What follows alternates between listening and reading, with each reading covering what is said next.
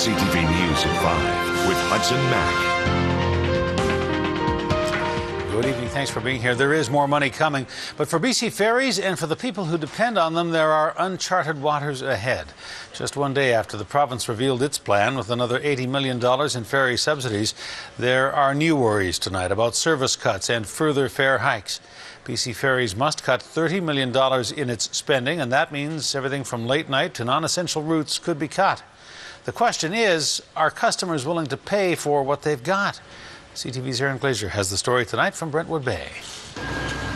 The Mill Bay Ferry is quiet and quaint, but this non-essential route could be exactly the type of expense BC Ferries will be looking to eliminate as it tries to find $30 million in service cuts over the next 4 years. It's an efficient system, and it's a shame if they have to cut something that maybe is a little bit less efficient just for money saving. BC Ferries says the cuts are reasonable considering it spends $750 million getting us from point A to point B each year. It plans to target underutilized routes such as the Crofton to Vesuvius Run and Brentwood Bay Mill Bay. At 38% and 73% capacity throughout the year, these short trips are in danger. And when it comes to major routes, late-night sailings are likely to be slashed. We have little to no traffic or customers on those sailings, so we have an opportunity to reduce some sailings there and really not affect anybody. And lots of times, that's the time of day we actually incur our greatest cost, because a lot of times we have overtime during that period. But opposition critics say short-term solutions aren't what BC Ferries needs. All we're going to see are basically higher fares and cuts in service. Transportation Minister Blair Leckstrom says tough decisions lie ahead, but no cuts will be made without extensive public consultation.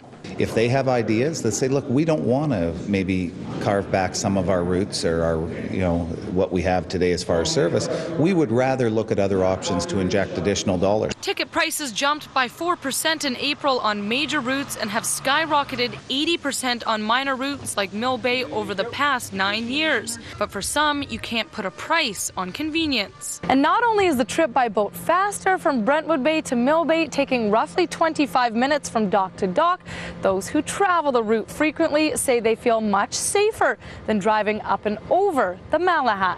Oh, sure. And it's so relaxing. You can read a book or look at the view. And Helen Molden lives in Deep Cove, and she says she'd be willing to chip in a few extra dollars to save the service. Yes, I'd certainly pay a bit more.